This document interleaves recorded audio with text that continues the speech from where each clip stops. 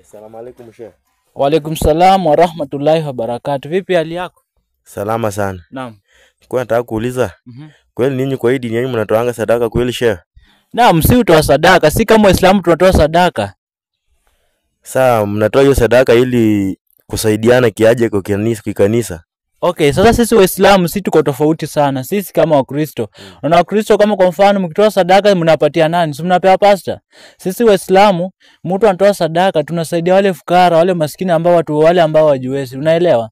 So si ati unatoa sadaka mtu ako na gari tena mnampea hiyo pesa aenda anunue mafuta amaenda na wewe kwa nyumba yako unalala njaa. Unaona hata hiyo ina make sense kweli? Hiyo ina make sense kweli? Hiyo make sense lakini mimi nilikuwa nataka unielimishe uniambie tu hiyo sadaka inasaidiana mnasaidianaje kwa hiyo dini yenu. Ni sawa ndugu yangu, nitakuelimisha na ukuwe mwenye kufahamu. Sasa sisi wale ambao wana uwezo wa kutoa sadaka ndio wanaotoa, unaelewa?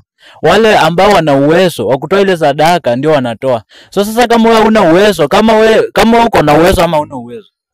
Sasa mimi sijui kama niko na uwezo ama sina, lakini naam. Naweza kuwa sasa vipi nauliza, una kazi ama una kazi? Yaani at least unakula kwako, unafanya kila kitu kwako, kama sabuni hivi, mafuta, uko sawa? Hapo si uko sawa.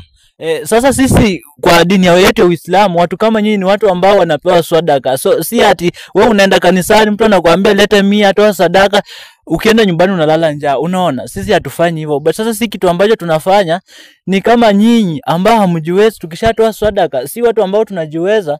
Kama mtu ana gari si ati mnampea tena sadaka aenda jiwekee mafuta. Mtu ambaye si tuna favor at least wale watu wa chini pia wao wenye kufaidika. Unaona? Yeah.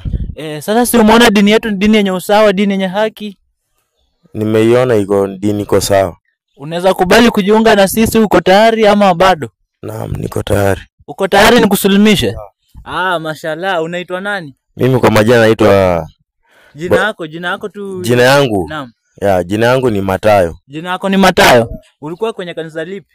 Mimi kanisa langu ni ile la ngoma ile. Hiyo ya mkupiga madrum. Sawa, haina shida. Njoo tuende nikusulimishe. Utapenda kuitwa jina gani ya Kiislamu? Sasa siwezi jua majina ya mnajiita Kiislamu. Kuna Omar, kuna Abubakar, kuna Abu Nasaid, kuna Uthman, kuna Marzuq, Ismail. Sawa, naam, mimi naweza kuita hata Ismail, haina shida. Ismail iko sawa?